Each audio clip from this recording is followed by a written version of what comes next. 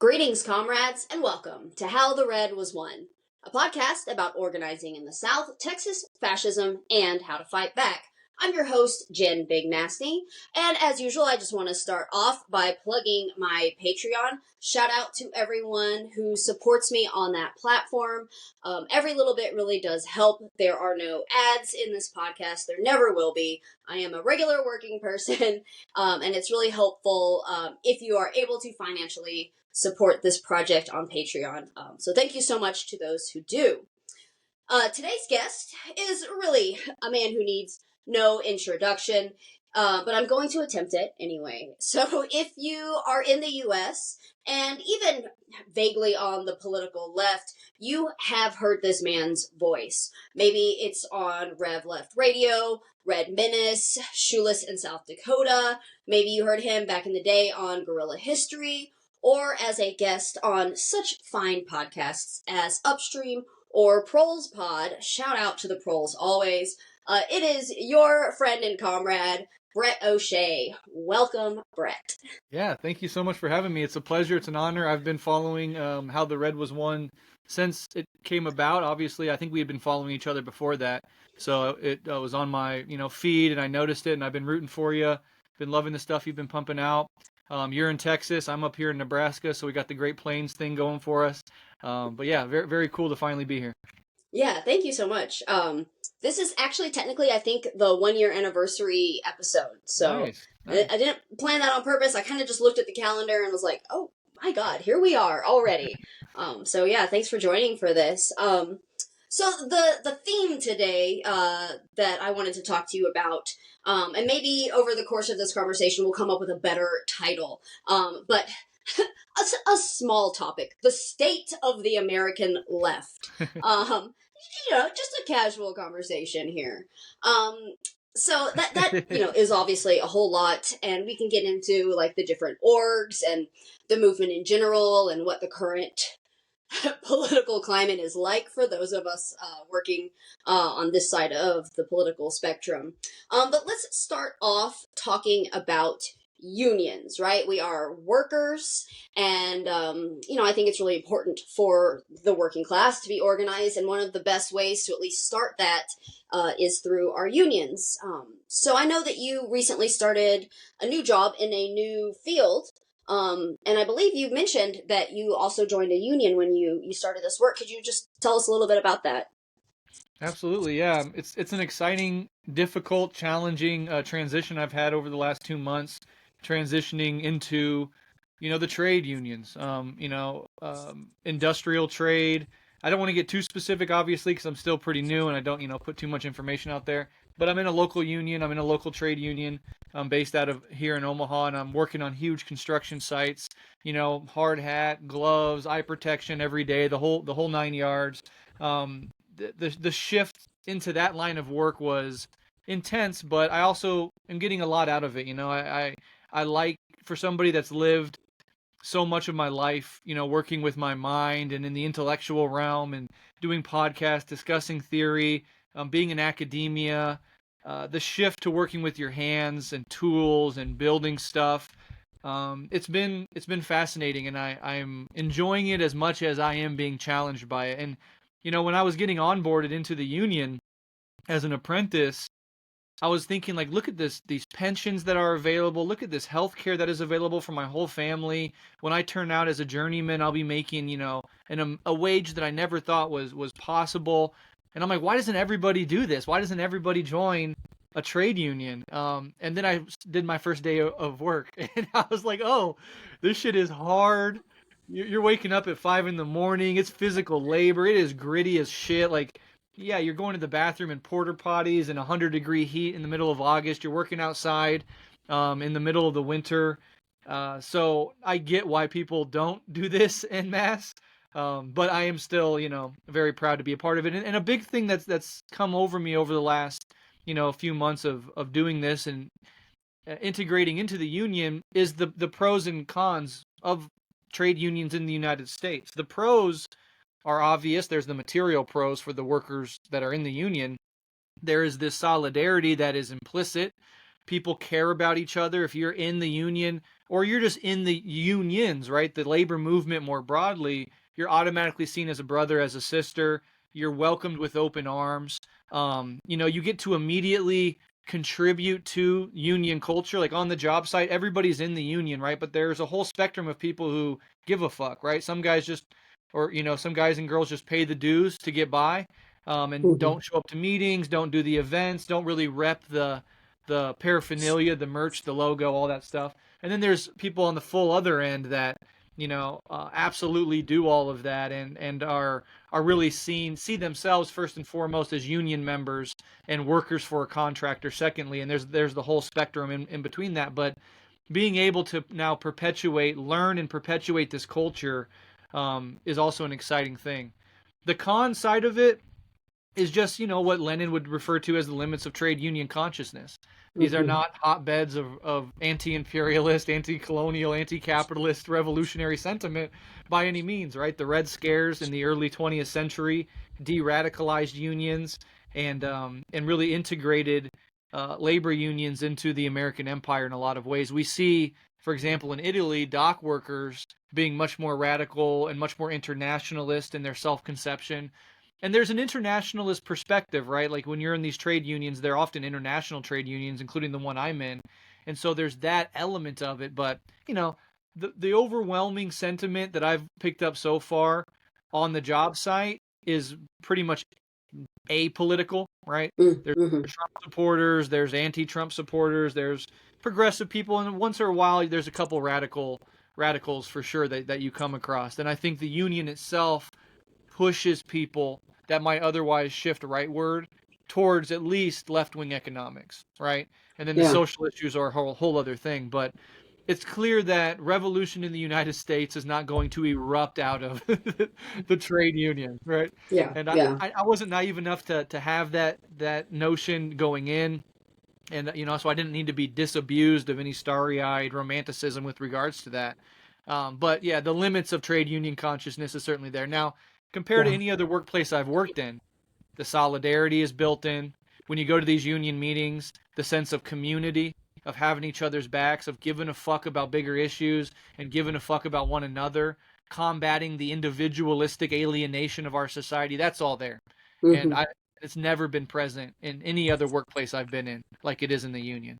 So again, pros and cons, people out there, especially young people, thinking about what they want to do with their lives. This is a path, but don't be rosy-eyed about it. Don't think it's automatically going to be some radical thing, or that it's going to be not hard, right? Like if you're not into working in, difficult conditions and gritty environments, it can be a lot. But for those people that are okay with that physical labor type of lifestyle, waking up at 5 a.m., shitting in porta potties when it's 100 degrees out. If you can take that, if you can accept that part of it, it's a path. Is all I'm saying. And again, there's no student loan debt or anything like that. The union trains you and pays you while you're being trained to enter this union. So that's huge. Yeah. I mean, moving into blue collar work in your mid 30s is quite impressive. I've been a personal trainer for over a decade now, and as tough as that blue collar work is, looking at people's bodies like over a lifetime, sitting at a desk is like so much harder on your body than it is doing this manual labor. Even though it doesn't sound like it would be, but we're not meant to sit so much, right? Like we're meant to move our bodies and work physically. So I think it's really cool that you're moving into that. To touch on that, I think that's a fascinating aspect. I'm into fitness and longevity and being strong and capable for the rest of my life. And I was into that before I got the job.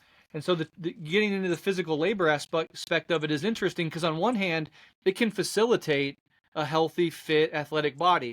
But on the other hand, on the job site, you also see dudes that are alcoholics, that smoke cigarettes, that eat like absolute shit, go to the gas station and get like Monster energy drinks and cheeseburgers for their, and so in that sense, if you don't take care of your body, physical trades will break you down, right? Yes. Yeah. If you do take care of your body, then it can be an extension of a healthy, fit lifestyle.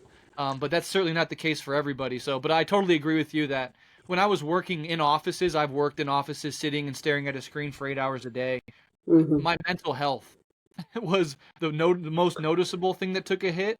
Yeah. But the physical health as well. I just become, less fit. My posture gets shittier. Mm-hmm. You put on calories because you're not burning calories while you're working. So yeah, pros and cons for sure. But entering into the physical trades, I want to continue to maintain my body. I play sports, I lift weights, and now I've shifted my weightlifting in a direction that complements the actual type of labor I do on Mm-hmm. the job, so that they can sort of synergistically benefit one another instead of working against one another or otherwise just breaking down my body. But it's hard, and I already feel like the first several weeks of working, I come home sore, right? My knees hurt, Mm-hmm. my back hurts. So it's no joke in that sense, for sure. Yeah. That's cool. So back to unions. I am a member of the IWW. I'm a wobbly. I have been for a few years now, even though I haven't really been active for about a year. Right about the same time that we made our full shift into mutual aid. We'll get into like the local orgs in a little bit. But I kind of took a step back from just like really being involved in the union. But the Wobblies are great, right? And they've been around for over a century and really are one of the more radical unions that that you can join here. They are international. That's what the I, the I stands for industrial, but they are also international. But like when October 7th happened, like immediately issued like a very like we stand with Palestine, like just always really on the right side of history. So it's really good to see that there are unions like that you can join. And the cool thing about the Wobblies is that they cover like all industries. Like anybody can join that's not a boss is really the rule there. As long as you don't have the power to hire and fire people, you can join that union. And a lot of the local work that they have been doing here is really just like assisting other groups that are organizing. So they were working with like Alamo Draft House United, and there's like a local pizza chain that was trying to get a union going as well. So they do a lot of like behind the scenes, like teaching workers how to organize, which is really cool. And it's an important thing that exists now because I think there's a lot of us that are like, the first thing you opened with was like, this union is offering healthcare and pensions and all of this stuff that people are like, well, damn, I want that, but like, how do I get it? And like, it's great that there are organizations around that can tell you how to organize and how to do that. So they do exist, and they're around. They have a chapter in pretty much every city. You can definitely reach out to the Wobblies. Can I say something on that? Please. The IWW is the first organization, like left-wing organization, I ever joined. This is probably in my late teens. I was just getting into radical politics. The social media wasn't where it is now. I'm almost 37, so it's been a long time. And when I was getting into politics, social media existed, but not in the way that it does now. The left communities online were not as robust as they are now. And it was just a different sort of terrain that you had to navigate to find organizations like that. But IWW, I stumbled across and I joined them, and so they've always had, and I've organized with them, right? And their general defense arm as well in the past that did a lot of legal work. And when I got arrested for a protest in 2017, it was that organization that I was organized with that really led the fight for, the legal battle, taking care of the issues surrounding being arrested and having to go to court, and the organization that went into that, because it wasn't just me, it was several other comrades who got caught up in that mass arrest. But the IWW has a big part of my heart, and even today I rep the merch. On my lunch pail I have an IWW sticker right next to my actual locals sticker. And you said, I always get this confused too. International workers of industrial workers of the world. I've done that a million times. But it's the world part that is the internationalism, right? Yes, yes. And that's a beautiful thing. And the other beautiful thing that's rare about the IWW is that it's across industries. And one of the limits of trade union consciousness is the fact that it is fundamentally, it is interested in the working class as a whole. And when you go in and you get integrated into the union, you are very class conscious in that sense. And unions see themselves as like, in some sense, not in the Leninist sense, but in their, sort of sense, a vanguard of the working class, the labor movement, right? All these unions, we are the thing standing between total immiseration of the working class as a whole and the corporate overlords that run our society. But they are limited. Fundamentally, your union is trying to get the best deal for you as the member of that union. And the IWW has always held out this promise of not being so narrow in their scope, internationalist and all workers, right? No matter what you do. And so I love them. I support them. I recommend people getting involved in them. And I think they are they have this beautiful history and tradition, which, any person that's interested in labor history should study. But they also, again, they're still going, and they hold out the hope of a more radical, more internationalist, and more inclusive, in the sense that, any worker can join, form of trade union consciousness that is certainly more militant, more advanced, and more ultimately revolutionary than, the trade unions that exist today.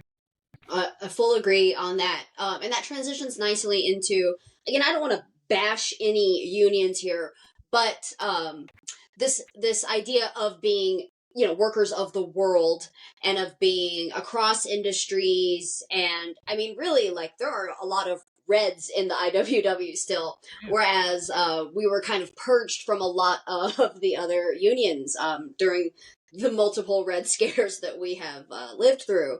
And so you have unions like the auto workers, like the UAW, who I think them and the Teamsters are both run by a Sean, so I get a little bit confused.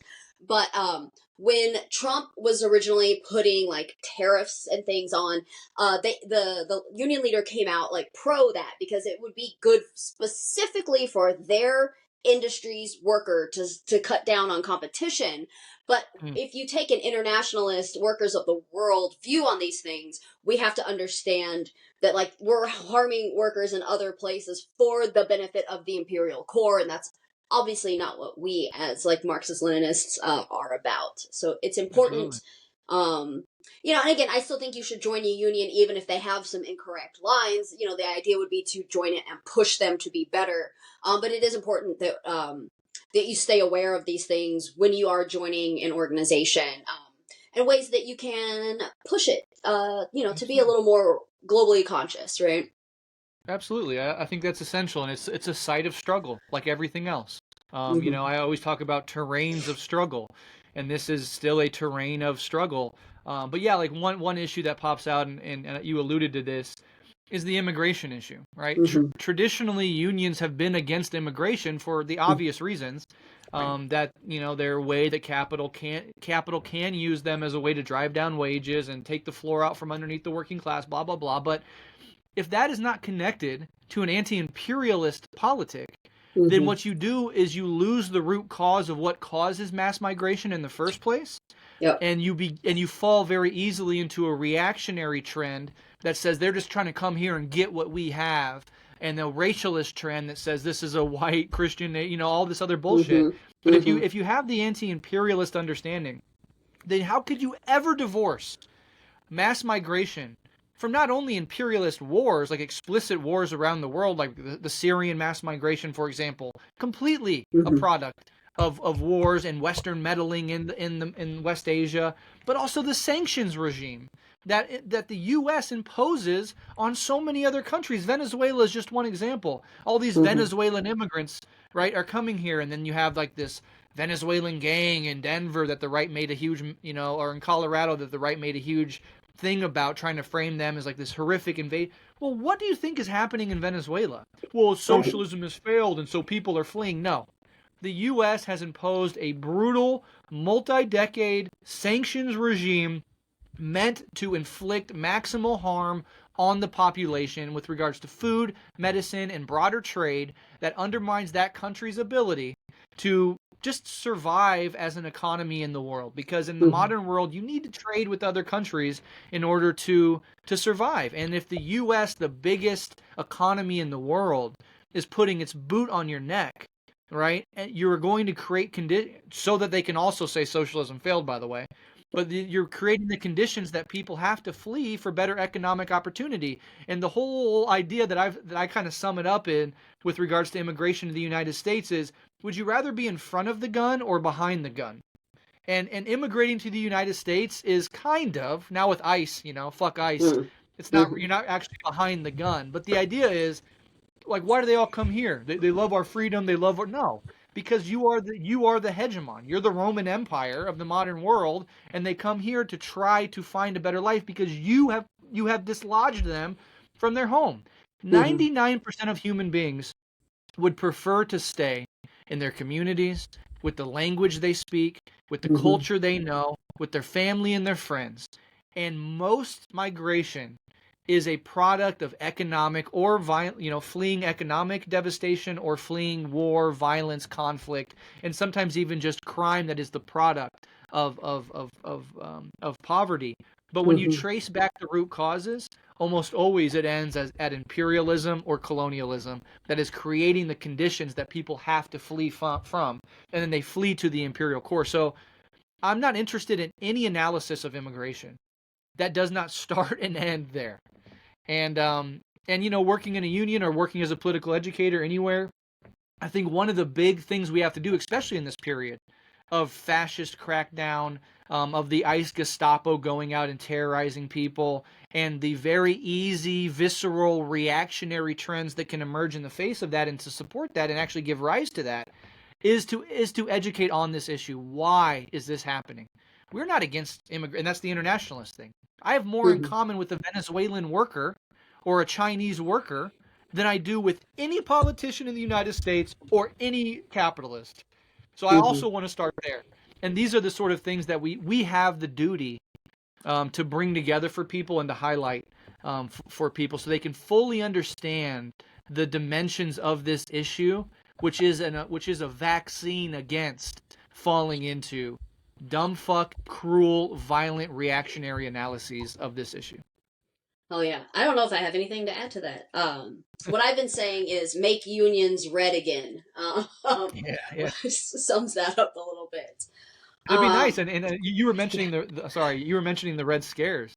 That was a way of de-radicalizing unions, and then Reaganomics and neoliberalism was a way of just de-unionizing unions.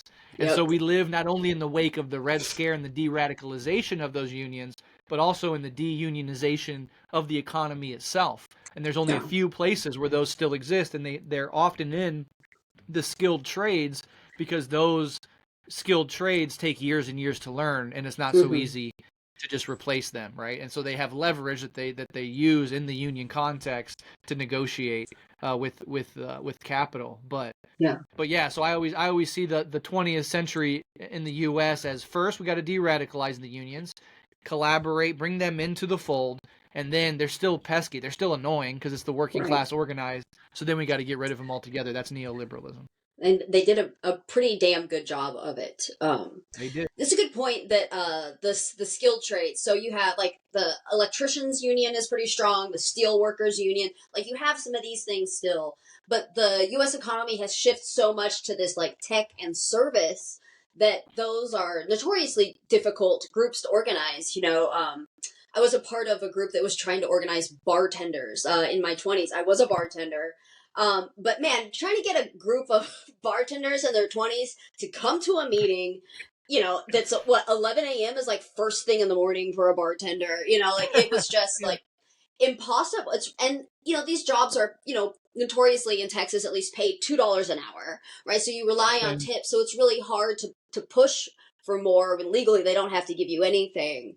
And then the tech sector, a lot of our organizing comrades work in tech, and they have decent jobs. They get a nice benefits package and stuff. So they're so much less likely to start to organize a union, even though a lot of them do realize that they're working for like $1 trillion companies, and they're again getting paid well, maybe six figures, but it's certainly they're still having their labor value stolen. But it's really hard to organize people that are getting health care and paid vacations, and really getting through to them that, like, even though you have it better than the guy at McDonald's, you're all still part of the same class. And it's been very difficult to organize those folks for sure. And the tech sector is increasingly precarious with the rise of automation and for years we heard learn to code, right? And now right. with AI, regardless of AI's limitations, it's almost certainly true that AI is at least capable of taking huge swaths of that away. So like, even if you did everything right, you're still screwed and you're still in a precarious situation. And if you don't have a union but you're making good money right now, that's not guaranteed, right? So if you had the foresight to see that I'm living pretty good right now, but if I can break out of my individualist confined box of analysis and see that this whole economy is actually crumbling underneath my feet, and that my job, as sure as I am that it's stable, actually isn't. Again, I think it's going to be a rude awakening when this house of cards that is the U.S. economy eventually shits out, and it's coming sooner than later. I think we're going to have a bigger than the Great Recession economic sort of event during the Trump administration. And how is the Trump administration going to handle it? Look how Obama handled it, bailing out the big banks, letting people fucking get kicked out of their homes, and that's a progressive liberal. So this insane techno-oligarchic fascist regime under Trump is certainly not going to bail out the working class or do anything like that when this next horrific event inevitably comes, because the economy is just shit. And one of the contradictions of the trade unions at the moment is these huge data centers, which they are a bonanza for the trades, right? This is where the steam fitters and the plumbers and the electricians and all of these iron workers, all of these trade unions are getting huge job opportunities for these data centers.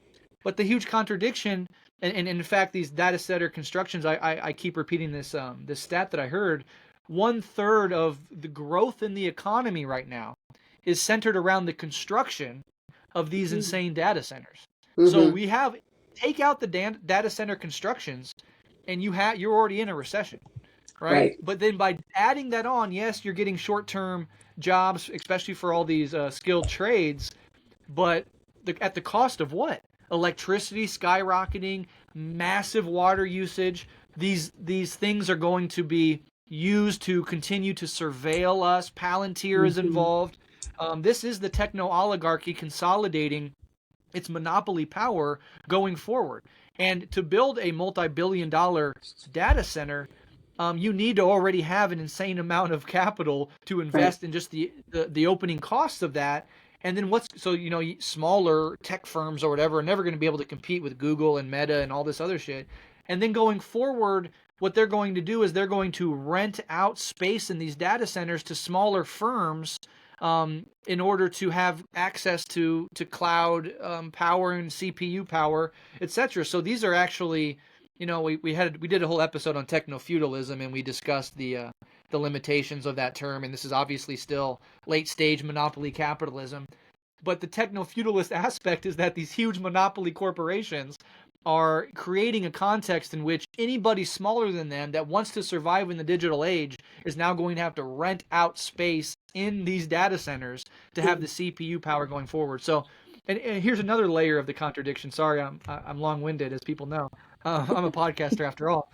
But another contradiction is the tech oligarchs. They're running up against the limitations of a 75-plus-year-old American grid.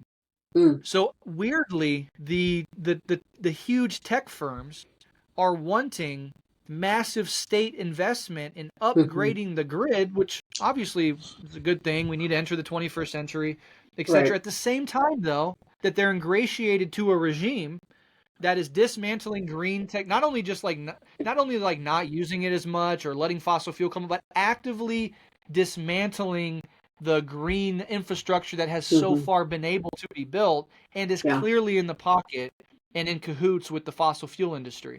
So you have these two giant sort of corporate interests that are fully integrated in the Trump regime, kind of having different desires here, right? I mean, a modern grid would benefit lots of different people, but to really make it modern and to make it sustainable, you would have to bring in this renewable tech aspect that is in contradiction to the fossil fuels interest, right? Which is Mm-hmm. really an accelerationist death drive. Let's burn as much shit as possible. Let's rake in as much profits as possible before this whole fossil fuel fucking scam eventually goes away, because it's just outpriced by renewables, you know? In the same way that Israel is stepping on the gas pedal for full genocide and finishing the Nakba because they see that the world has turned against them. Even the youth in the United States across the political spectrum has turned against them. So they see this as their, like, this is do or die. Hit the gas pedal and see what, you know. So in a very similar way, that's happening here in the U.S. with reactionary politics, with the fossil fuel industry, and these interesting contradictions emerge in the meantime. Mm-hmm. Yeah, that's a good point about. I like that connection you made, but the point about the grid is so important. Texas has a notoriously fragile grid.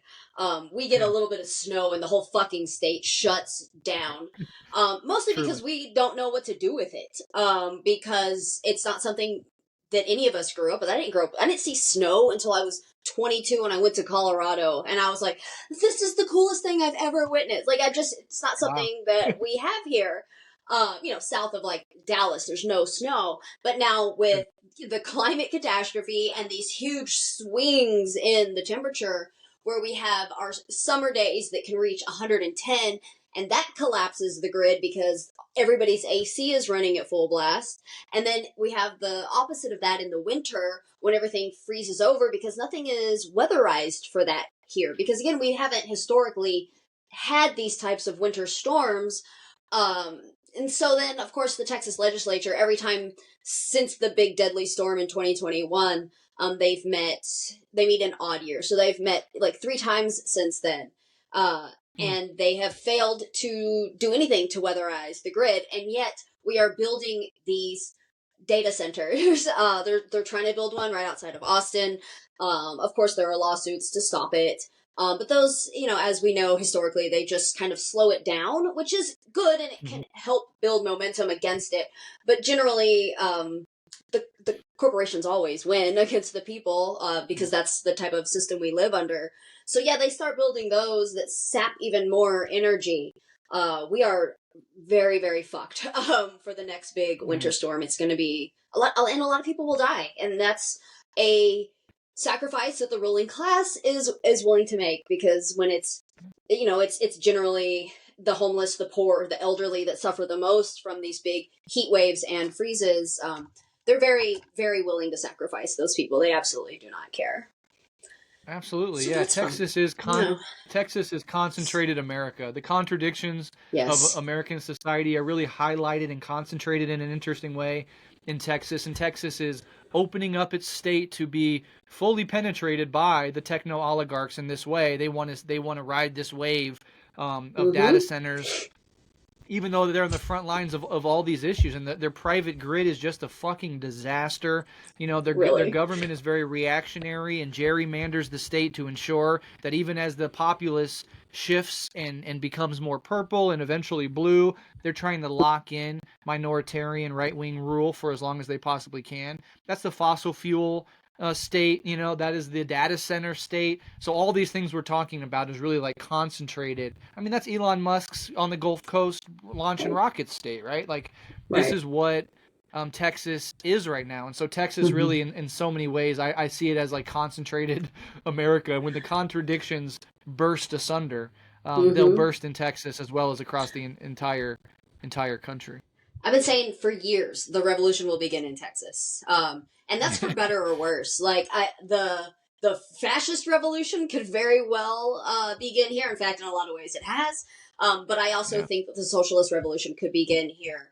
The people that I've met throughout my different organizing ventures, and when I go and meet, we can go ahead and start jumping into like the socialist orgs. So I was a member of CPUSA for a few years.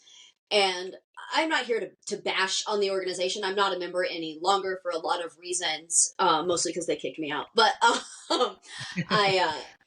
the country is so big, and yes, we live under like a kind of a centralized government. We have the federal government, but things are very, very different, population-wise.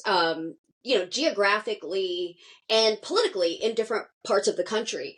And so I've noticed that the people that live in Texas, in Kentucky, in Florida, Georgia, these openly oppressive states that have like the governors that you can name because they're so bad, right? Those people are a lot more radical, a lot more willing to take the next steps than the people. And again, no offense to the good comrades doing good work in places like New York City or California. The conditions are just so different that the things that people are willing to do and the types of organizing that people are willing to do vary. And again, they should, because the conditions are different. But I just feel like people that live in states that have maybe enshrined abortion laws or are taking steps to protect trans kids, things that I think are very important. They rely a little more on electoralism, and they still see hope in electoral politics. So much more than people that live in Texas that know that like that is not going to work for us. Like we cannot vote our way out of this shit. And so people in specifically the South are just a lot more overtly radical, I think, in so many ways, right? So that brings us to... Oh, yeah, go ahead. Well, yeah, I think that's, from the dialectical materialist perspective, that is precisely because the contradictions are mounting in those areas in a more aggressive way, as what you just alluded to. The conditions are worse. They're deteriorating. The electoral terrain is completely owned and operated by the corporate right. And there's no sense of any ability to break through to that. I live in Nebraska. I live in a deep red state. We had Pete Ricketts for many years. He's just the rich kid of a billionaire whose daddy owns the Cubs or whatever and bought him the governorship, and now he's running for Senate. And actually, interestingly, in the U.S. Or in Nebraska, he's running for Senate against Dan Osborne, who is a union mechanic. Right? He's running as an independent, so he's not a Republican, not a Democrat. Obviously, running as a Democrat in Nebraska isn't a good move for many reasons. But he's running as an independent against the corporate Republican machine as a union mechanic, coming completely out of the trade union movement. And I've talked to him on RevLeft before when Kellogg's here in Omaha had a big strike. And his politics are what you would expect. His politics actually are a good representation of what I was talking about earlier with the limitations of trade union consciousness. But his economics are Bernie Sanders style economics. His social issues are moderate, in between liberal and conservative, social issues. So take it for what it is. But having a union mechanic independent dislodge a corporate Republican machine in a deep red state like the U.S. bodes well for this sort of independent, outside the two-party kind of struggle. Would be an interesting thing to see. Would deliver a real blow to the Republican Party and the corporate machinery that run it, because he's not taking corporate money. He's a worker, and is a perfect example of the exact thing that you're saying, which is in these deep red states, these contradictions come to a head sooner, and they give rise to. I mean, this is just an electoral thing, but they give rise in more robust ways to what you're saying, which is a certain type of desperate fucking organizing that comes out of increasingly desperate conditions. So, yeah, you're onto something for sure. Yeah, hell yeah. So, let's kind of jump in to these different... There are a couple of different, the big national, like, quote-unquote left orgs. I listened to an episode you did, I think back in July. It was like leading up to the big DSA convention where you talked to a couple of people that were very involved in that. And I paid attention a little bit to like what was going on during and after the convention. And it seems like they passed some really cool things to bring their org further to the left. Because, some of the bigger critiques of DSA is that they're extremely big tent. And they have straight up liberals, democratic socialists. There's a Maoist sect, though. Like, they're kind of all over the place. But it looks like they've been starting to be pulled in a more radical direction, which is obviously great, at least, from the perspective that you and I come from. And I think they are the largest, like, quote unquote, left organization in the U.S. and something that seems to benefit them in a lot of ways is that they are not officially a political party. Like, they do not run their own candidates under the DSA banner, but they put candidates that run generally under the Democrats, which personally, not my theory of revolution, but I do think that, Lenin talks about the illegal and the illegal, right? We run our candidates, and for a lot of ways to show that when the powers that be stop them, it teaches people that, like, maybe we can't win through their system. So yeah, have you been a member of the DSA, or do you just, comrades in there? I was a member many years ago. I think in my early 20s for a couple years. I was a card-carrying member of the DSA before Bernie, before it got big. I'm not saying that in the hipster sense. I'm just saying that, like, in the sense that it was a different party pre-Bernie, right? It was an old folks. I mean, it was an older folks party. It was really a relic in some ways, and it had no juice among the American population. And I don't think millennials had really found out about it yet because it was through the Bernie campaign that they did. So that was many years ago, and I'm not a member of the DSA, but it's a terrain of struggle. Like I keep saying, every organization is a terrain of struggle. And when you see a rising left, you will see every manifestation of it. So the idea that you're going to have a rising left that doesn't include impurities, that doesn't include like right-wing fucking freaks pretending to be communist and socialist, or, more liberal ingratiationists, arguing that they're the real purveyors of money. Look what Lenin argued with Rosa Luxemburg, Kautsky, and Bernstein. These fights have been going on since Marxism was a thing, right? Since revolutionary Marx and Bakunin. It goes way back to them. I mean, that's anarchism versus Marxism. So we should not be surprised, and in fact, we should welcome that when the left is getting on its fucking feet, every manifestation of it is going to come to the fore. And we could navigate that, but we shouldn't be surprised at it, and we shouldn't resent it. So the DSA, there are many good comrades working in it. It is the biggest explicitly socialist organization in the United States. It has its flaws, as we would expect, as trade unions have their flaws, right? As every organization has their flaws. And there is a real struggle happening within it. So anybody saying, oh, fuck the DSA, I'm against the DSA, it's just too myopic.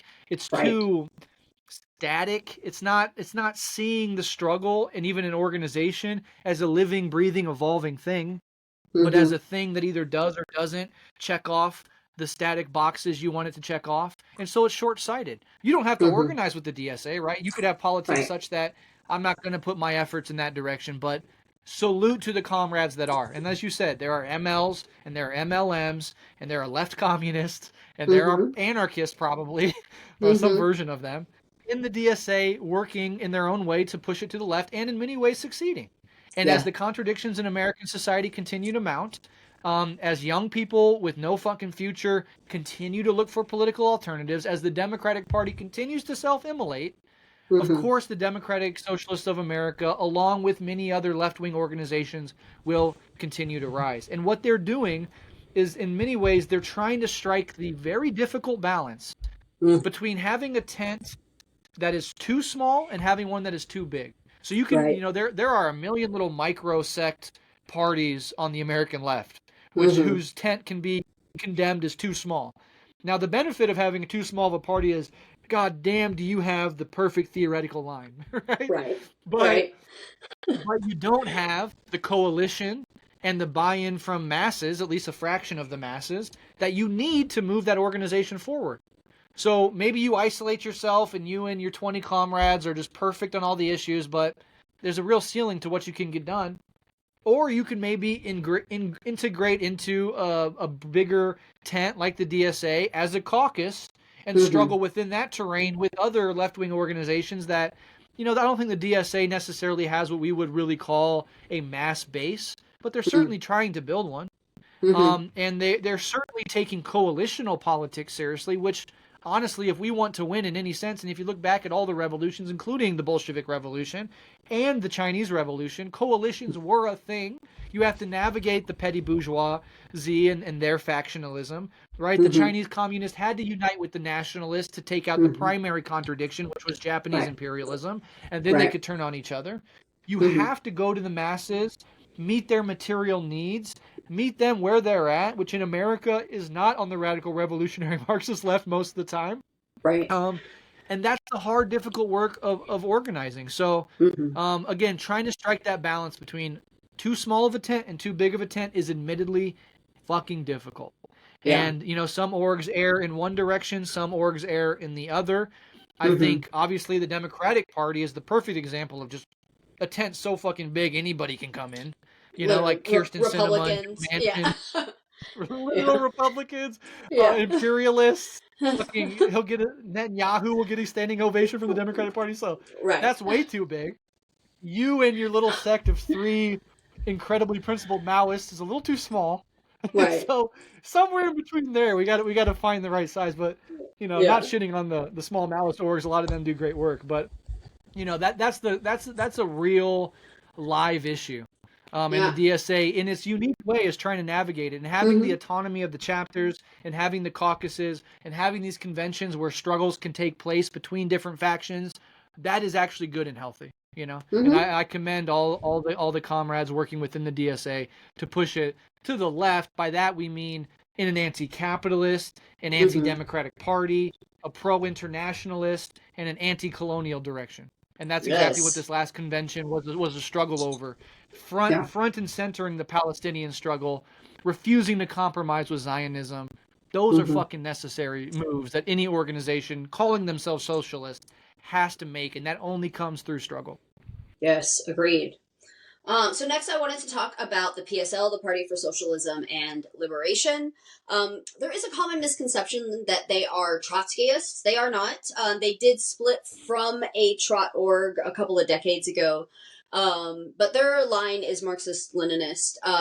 So they're also a fairly large organization. They have chapters everywhere. In fact, I grew up in Waco, Texas. Shout out to the cult. But they even have a very active chapter in Waco, Texas that I follow on like Instagram. So they really are everywhere, and they're doing a lot of really good work. And they, in a slightly different way than DSA does, they run candidates as well, right? So DSA runs candidates that work with them but are through like the Democratic Party. The PSL is a political party, so they run their own candidates. Famously, Claudia de la Cruz and Karina Garcia ran for president this last year in 2024. And I think they really, even more so than DSA, they follow that Leninist line of running candidates under their own party banner, because we can use these bourgeois platforms of like a presidential election to really like get this message out. And obviously it's a struggle for them, because our corporate media does not want it. They don't even want to talk to the Green Party, which is the largest third party. So PSL does get ignored a lot. But if you follow them online, which I think, everybody under 50 really gets a lot of their news from social media, more so than like CNN or MSNBC, then you really do get this information from them and what they stand for and what they're really fighting for. And they've been at the forefront of a lot of these Palestinian liberation, they take second chair and work with like Palestine Action and these other groups, but they are really out there in the streets. They're very good at like making signs and stuff. Like their head, from what I understand, because we used to work with them when I was in CPUSA, their national just kind of like emails them like PDFs and stuff, and they just go to like Kinko's or whatever and just like print out. They staple them to their signs, and they're so good at protesting. And we can argue about the validity and like what is really accomplished by protest movements, but I think that the visual aspect of that and having thousands and thousands of people in the streets really does help like what I might call like normies or liberals understand that there is a left out there and that Democrats really aren't the left. And when people see these mass movements of people in the streets really demanding an end to imperialism, demanding an end to genocide, demanding, healthcare for all or whatever the thing may be, PSL is so good at getting people out into the streets. And I think that they fill that aspect of like what's needed on the left really well. Do you have experience working with any of them? I mean, I've interviewed many PSL members, including the co-founders of the organization. PSL, I think, has a presence in my area, Nice. though it hasn't traditionally had a super strong presence. In fact, at my swearing in for my union, there was a couple, I believe, PSL members in my local who were listeners of RevLeft, and they knew a mutual friend of mine, and they we're asking, like, can we connect and stuff. So I'm still looking forward to that. If you're listening, meet me at the next union meeting. Let's chop it up.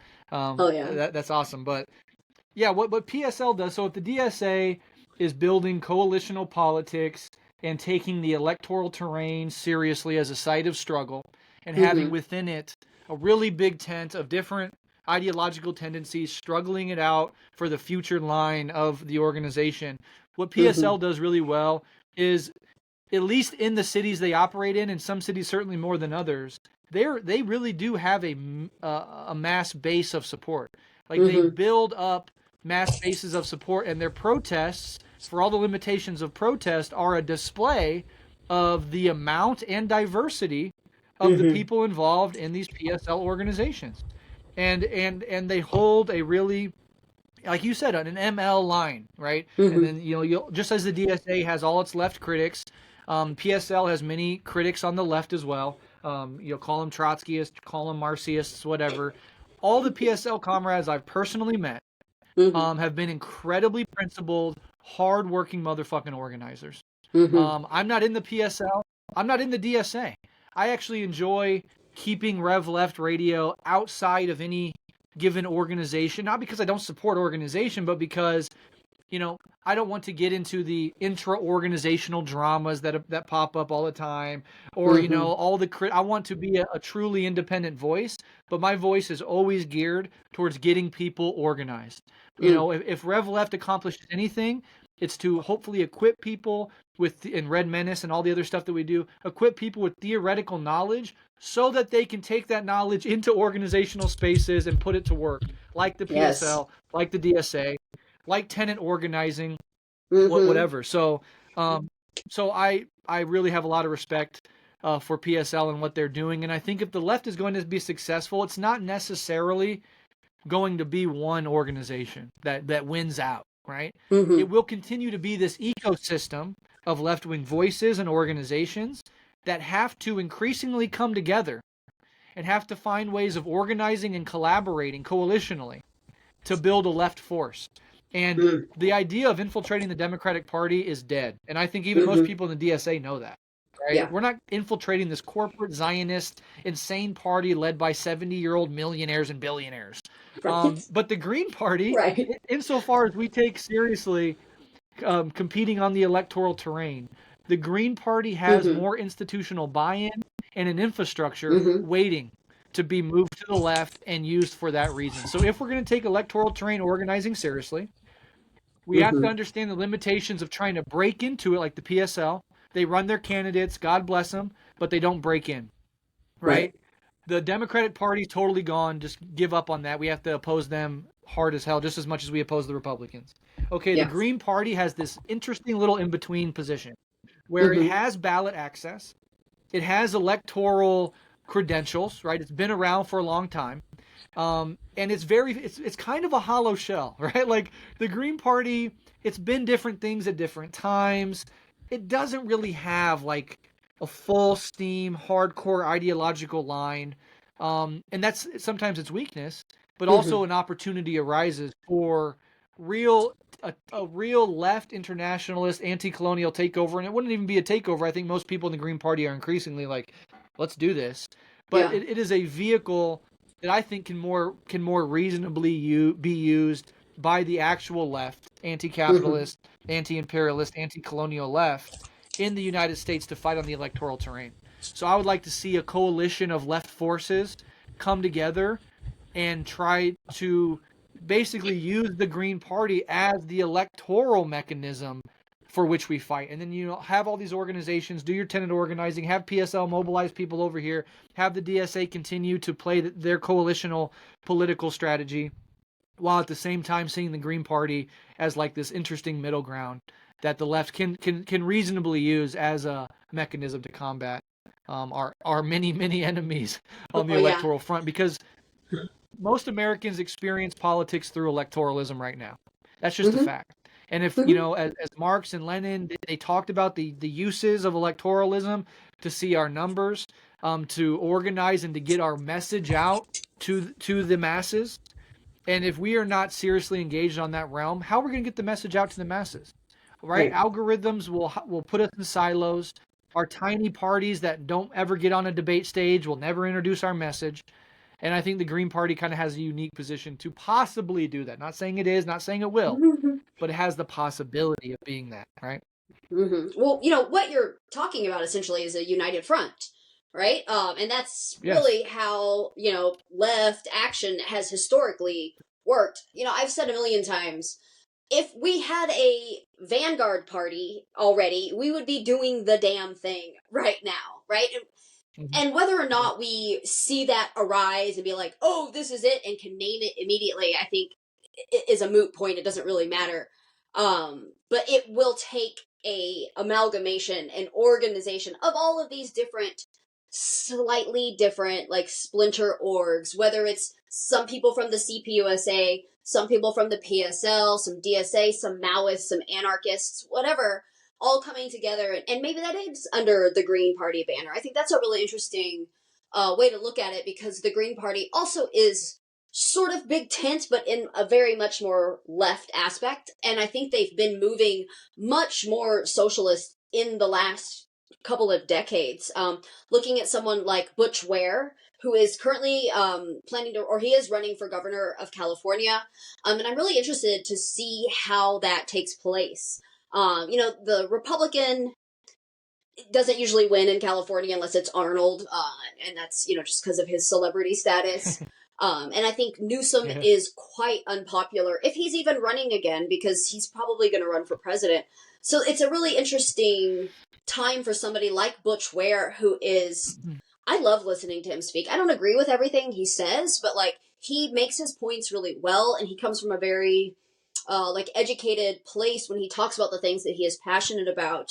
And I think someone like him does have an opportunity to take the Green Party up to that next level. Like, if the Green Party won a governorship of a state like California, that would be huge for them, and could really get them more ballot access, more financing, to maybe continue down that path of electoralism as a part of revolution. Yeah, that's interesting. Have you followed him a little bit? Yeah, I have. I haven't talked to him. I don't know everything about him. But I follow him on social media, and yeah, he would be for sure. But yeah, a main thing I wanted to kind of say, bouncing off what you said, the Vanguard Party is not here yet, right? And that's clear. We don't have the mass base of support that is the foundation of a Vanguard Party. How did the Chinese communists build a Vanguard Party? First and foremost, through complete and total building up of a mass base through the struggle against imperialism and the struggle then against the nationalists. How did the Soviets build the Soviets, the Bolshevik Party? It was through a mass base of support with workers and soldiers in the context of World War I and the declining Russian Empire, right? And they worked in coalition with the socialist revolutionaries and the Mensheviks when and where they could. They even teamed up, I believe, with elements of the liberal left to fight off various coups in the lead up to October. We just did a whole episode on precisely that. People can look up to it. So this coalitional aspect is important, while staying principled and not being absorbed into a lesser politic, a class collaborationist politic. And also what you see in the Chinese Revolution and in the Russian Revolution. In China, it was peasants and workers, and in Russia, it was also peasants and workers, but they had a bit more built up of an industrial base, so there was more of a proper working class. Is you see the utter importance of labor, and that's one of the challenges I think of the American left, is not only to build a mass base of support, which I think we're working towards, and young people are, if not brought over yet, susceptible to this sort of message, especially as the faux populism of the right reveals itself to be an utter fraud, right? The populist right carried the mantle through the Biden administration of real change. We're going to bring real change. We're going to fight the elites. And then you get the Trump administration 2.0. Like if you have a functioning brain cell, you can see right through the hollowness of that. And so in the wake of 4 years of Trump, you're going to have another pendulum swing back to the left, right? This didn't work. Just as after Obama, you had a pendulum swing to the right because that didn't work. And I always say Trump is the right wing's Obama, promising hope and change, delivering more of the same. And so that pendulum swing is going to continue. We need to build up a mass base, but every revolution that's been successful has had real penetration into the labor movement, had real buy-in, at least from factions of the labor union movement, had union support. And that is a big gulf. I actually think the U.S. left can build up, and in some senses is already building up more of a mass base, which is an easier thing for them to do than it is for them to get into coalition with labor unions. In part because of the history we've talked about, the class collaborationist nature of it, the individual comfort of a lot of union members as, a faction of the labor aristocracy in the United States, the ideological patriotism and nationalism that is often present within unions, right? Buy American made, American flags. These are things you see very often in the union movement, which contradicts with a lot of the critique of the American empire on the left. But if we don't have strategic coalitions with labor unions, how can we impact the economy, which is the only language capital speaks? If we are just outside, if we cannot leverage our power within the economy, right, we are at a real disadvantage when it comes to wrestling political power. And if, God forbid, the right populists can take over large parts of the labor movement in the United States, they already have the fucking police, they have ICE, they have the ATF, they have the FBI, they have the CIA, all of they it, have significant chunks of the military, and they're making inroads pathetically and in part because of the Democratic failure to the labor union. Now, the labor union, being a class-conscious organization, is immune in many ways to this movement. At least fractions of it are. But you'll find right-wing reactionary sentiment within unions as well. And what a blow to the left if they also take them. We don't expect the police to come over, right? I mean, the Chinese and the Russians, they got huge chunks of the soldiers. Yeah. We don't even expect that. But to lose the labor unions is an all-time defeat, and I think really weakens our prospects in significant ways. That's a very difficult inroad to make. And I'm not sure how the left is going to do it, but it certainly has to happen. And at the end of the day, if you're on the left right now, I'm a worker, you're a worker, all my family and friends are workers. It's not impossible. We are working people. We have a working class politic, right? It's not as viscerally appealing as the shallow fascist appeals to emotion. It's a little more intellectual. It takes a little more work. You have to break out of ideology instead of subsuming within it. So that does take work. But at the end of the day, we actually have the real vision for liberation for working people. And that is still our advantage. So this is an interesting contradiction in development that we're going to have to continue to make. But right now, the U.S. left has an ecosystem of voices and organizations, and it's disparate and it's spread across. We don't have billionaire funding like Turning Point USA, right? We have all the apparatus of the state waged against us, all the apparatus of capital waged against us. Zoran Mamdani, if he gets in, the first thing he's going to have to deal with is shit like capital strikes. Right? Where the capitalist organized capitalist class goes on the counter-revolutionary offensive against anything Zoran Mamdani is going to want to do, using their political puppets in the state and national in the state legislature and Congress and their political power more broadly to stomp out anything that actually impedes on their capital accumulation process. So these are the issues of our time, and there's no easy answers for sure. No, if there were easy answers, again, we would be doing the damn thing. Okay, well, let's shift a little instead of these big groups. And I'd like for you to talk a little bit about the Omaha Socialist Night School. What is that? What is that about? What are y'all doing? How is that progressing? Yeah, fundamentally, it's it's a political education coalition forming attempt in a deep red state in a small to medium-sized Midwestern city. So you already have real obstacles. We're not LA, we're not Chicago, we're not New York City. We don't have huge organized organizations that have been around for a very long time. The Omaha does have an interesting history of black radicalism. Malcolm X was born here. Harry Haywood was born here. The Omaha chapter of the Black Panther Party was really an undervalued and underrepresented aspect of the Black Panther movement, and their leaders. I forget the one of the leaders' names, but Edward Poindexter was the other. They were imprisoned for life on trumped-up charges. Both died in prison. The leaders of the Omaha chapter of the Black Panther Party.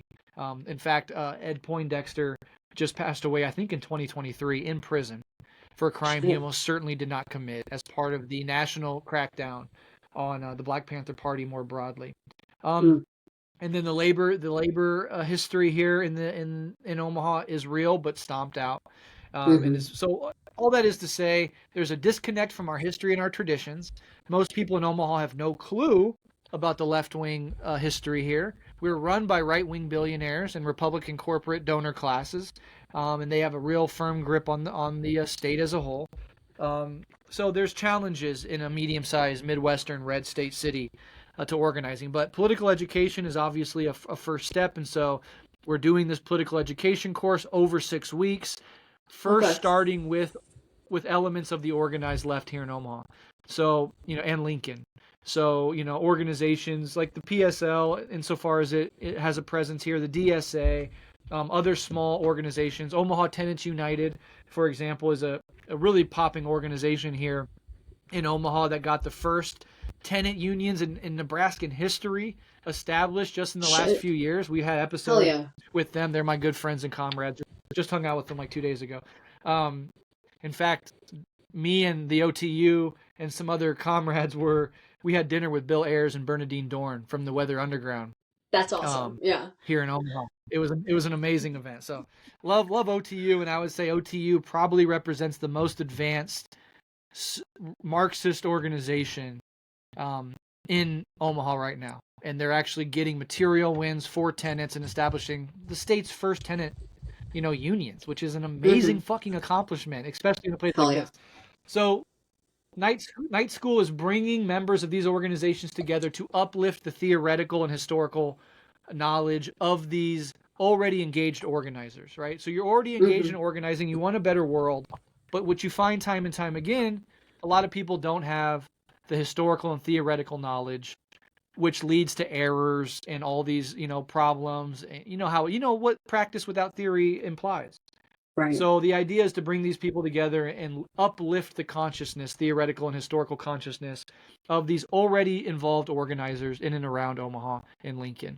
And that's what we've done. We ran the first iteration. We provided childcare, free food, amazing food. We weren't just getting Subway sandwiches. No hate to people that just have to get by. But we had actually a professional cook who was involved in left-wing circles come in and provide amazing, like Palestinian food, all these different genres of cultural food that was just top tier. I mean, people walked away saying some of the best parts of this night school was this food, but it was a 6-week commitment. So people had to commit to come in once a week for 3 hours for 6 weeks. That's quite the commitment. And people did. And we maintained attendance throughout the 6 weeks. People met each other. Organizations were filled in, right? Like OTU did one of the weeks. I did two teachings. I did historical materialism, kind of just teaching that aspect of it, and the history of socialist revolution. So I did 2 courses out of 6. Cool. And it's a real treat. And now we're trying to run now the second iteration of this program, and we're already organizing and having meetings to get this second. Learn from what we can learn from the first iteration, reach out to new cohorts, and get a bigger venue so we can have more people. There's a lot of interest that has bubbled up out in the wake of the first one. And so we're trying to do this second iteration. So not only is it political education, but it is coalition building too. We're getting people into the same room over many weeks, eating together, talking together, working out problems together. And that, I think, is is a promising preliminary move to a more robust organizational front here in Omaha and Lincoln.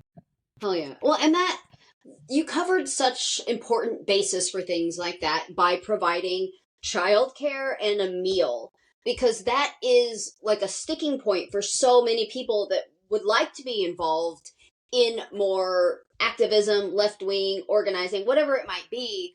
And this is something that I keep running into.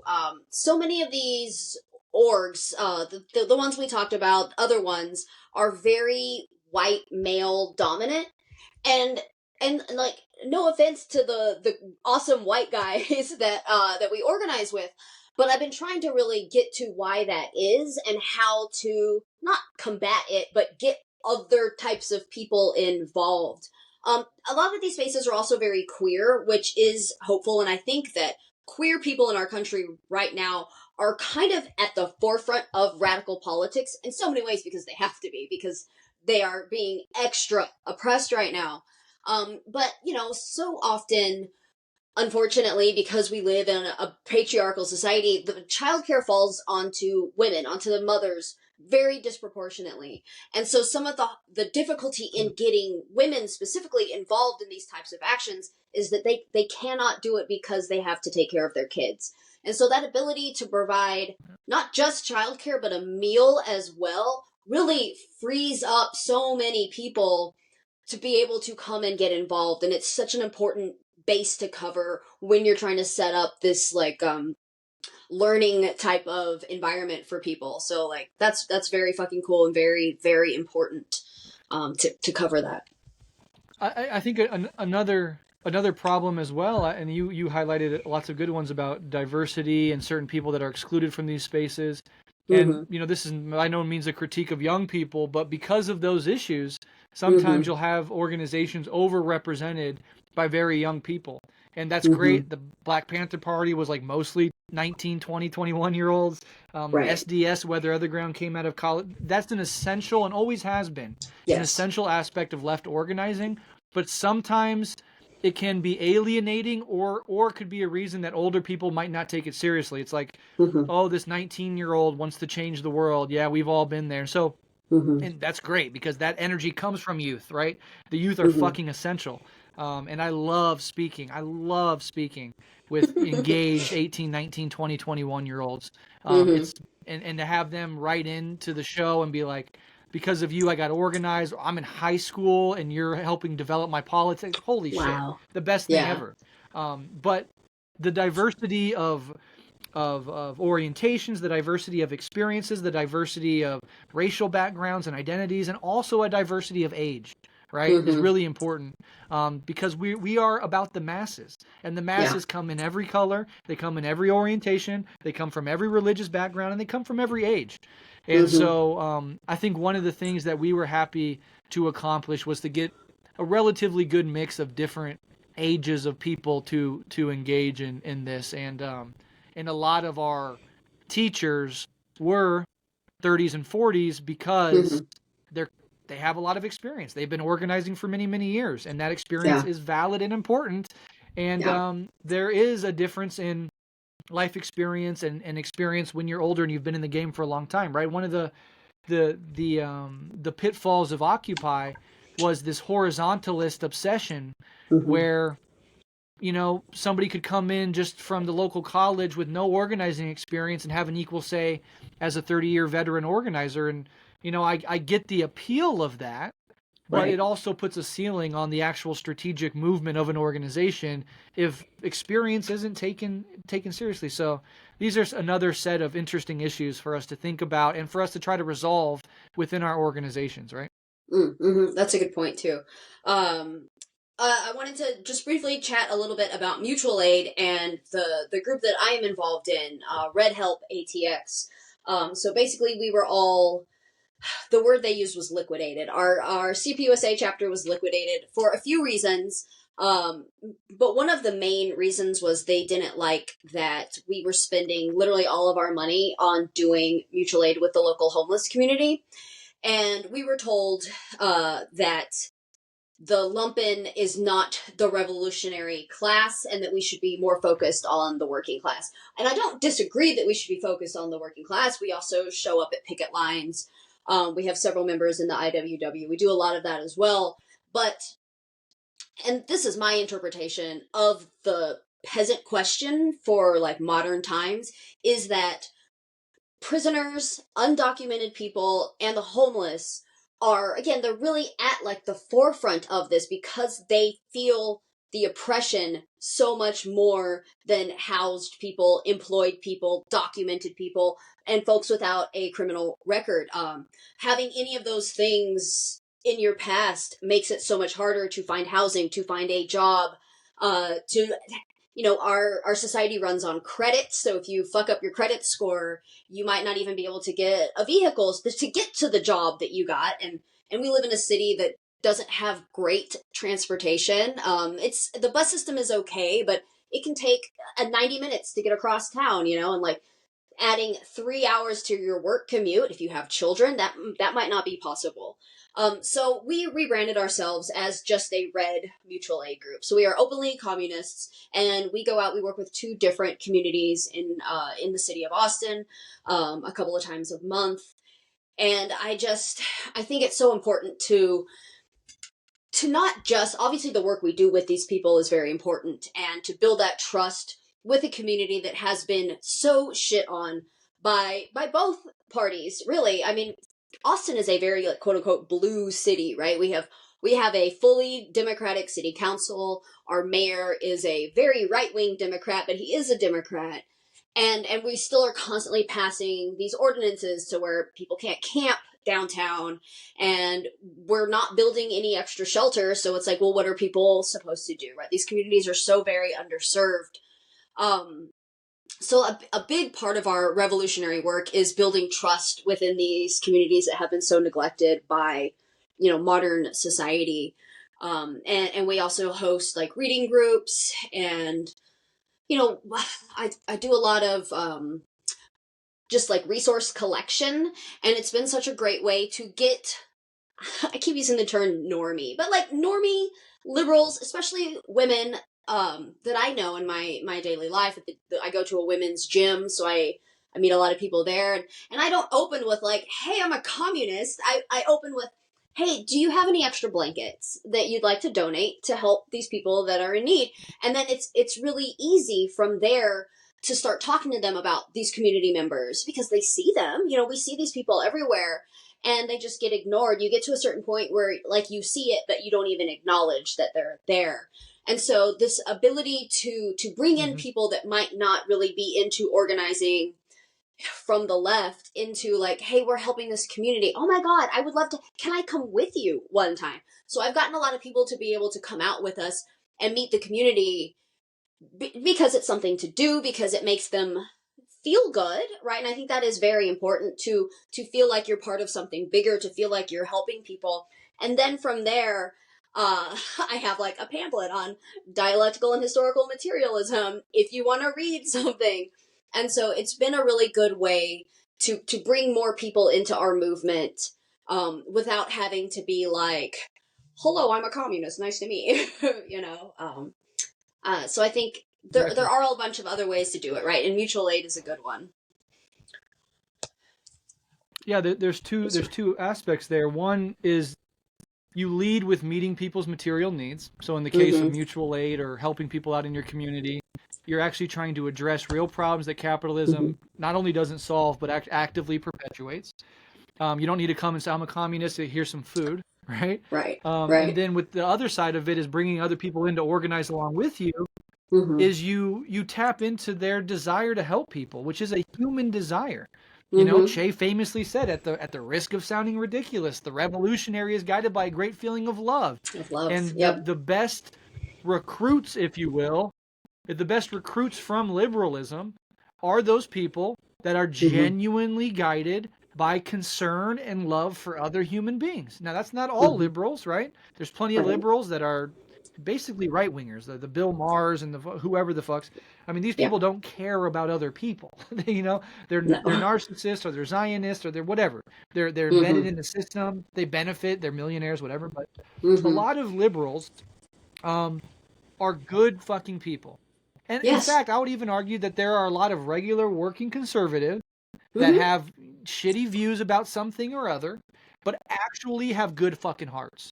And the most promising attribute that you can have to be open to the real left is a big heart. It's not theoretical understanding. I read all these books. I'm an intellectual, whatever. It's, do you give a fuck about other people? Because when you go far enough to the right, there is no sense of caring about others. Even the right, like the Nick Fuentes types who are, you know, leading this anti-Israel charge on the right, which is probably good in a broader strategic sense of the whole spectrum turning against Israel, but it is not based really in a love for Palestinian people, or a belief in liberation for all people, or a critique of settler colonialism. In fact, they actively mock the settler colonial analysis and why that's irrelevant, right? It's about organized Jewry and why Jews are bad. And there's no real concern about Palestinian people at all. Sometimes these, like, I use Nick Fuentes because he's rising on the right, and I've listened to a lot of them lately to try to get a hold of that faction of the right that is on the rise. There's this thin patina of Christian love smeared over what is really just fucking hate. And so it doesn't really come from a place of love, and you're not going to get love and compassion and empathy and concern for others, which is really the basis of internationalism in a lot of ways, out of reactionary trends. So there are so many liberals. As much as we dismiss liberalism and feel hopeless for liberals, we have to understand a significant faction of them are moving leftward.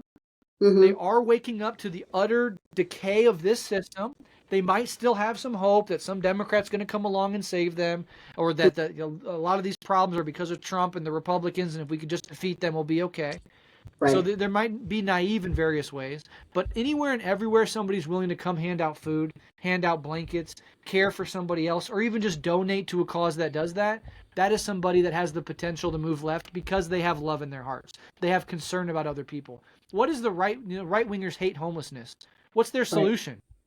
A Gestapo-ass police force to go and fucking grab them by the back of their hair and throw them in a cage. Exactly. What is the solution on the left to homelessness? To provide the material fucking basis for a decent and dignified life for all human beings, and to have a society invested in going out and helping people that clearly need it. You know, if we give complete material, dignity to people, right there, crime and poverty and homelessness gets cut down by 80-90%. Then let's say you have somebody on the street because they're mentally, they're under mental illness of some sort, which is honestly a genuine, fraction of homeless people. Then a society would go out and help them. A society would go out and organized, fully funded force, not to arrest them and throw them in a cage, but to go grab their hand, help them up, and take care of them as we would take care of our own fucking family. And that also extends to Palestine, right? If you love people, if you really, as Che said, tremble in indignation at every injustice, then you look at that and you see yourself. And you see your own family, because they're us, and we're them. Right. And you can't stand it. And that is love. It's not some intellectual theory of, like, actually settler colonialism is bad, therefore I have to oppose this. First and foremost, you oppose what Israel is doing because you love fucking human beings and you can't stand them being hurt. Right. That is where really our politics starts. So, yes, going out and meeting people's material needs and then finding those elements of, as you said, normies, liberals, conservatives, moderates, whatever, that have that beating fucking heart, that have not been deadened inside by this fucking rotten system. That is fucking essential work. And so I applaud you for doing it. And that is why we cannot write off huge swaths of the population. Because most people, I truly believe most people have a good heart. And they're confused and they're disoriented and they're lied to and they're manipulated. But they have a fundamentally good heart, and that is still and always will be to our advantage. Yes. I had they actually recently moved, but I had a guy, he's like my mom's age, a MAGA guy that lived diagonal across the street from me for years. He's been in that house much longer than we've been here. And a couple of years ago, I had just like a Black Lives Matter yard sign, right? Just kind of, it was like corrugated cardboard, whatever, sitting in the yard.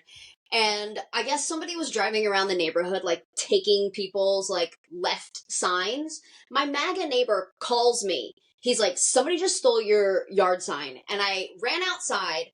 I jumped in my car. He jumped in my car, and we went to go try to find the guy that was doing it. And this guy he's not pro BLM, he's MAGA, but he was like, that's not fucking okay. And because he and I knew each other and we're neighbors and we had a neighborly relationship, he was willing to go out of his way to help me, even though it's something that it's not even principally a thing he stands on. And I think that's so important. Again, obviously he and I disagree on politics, but he's not a bad person. He's just been lied to his whole life and sees incorrect solutions as the way to fix the problems that we all struggle against, right? And yeah, that's such a good point. Is it's all about just meeting people and understanding where they're coming from and seeing the good in them, because 95% of people are not irredeemable fascists. I hope at least 95%. There's a lot of people that are, right? But for the most part, people are decent and want to help. I agree with that. Yeah. All right.